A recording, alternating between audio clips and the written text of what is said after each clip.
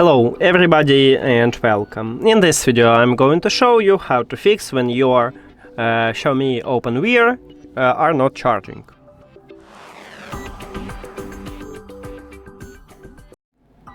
The first one, I recommended to check is you have a foil on your earbuds, especially if you buy a new one.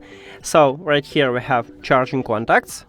And check is you have a foil at the charging contacts. Also, you can check it for the charging case. Right here we have these charging contacts. Check it also here.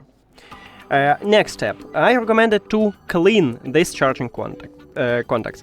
So you can use isopropyl alcohol. You apply it at the charging contacts and then clean it with your brush.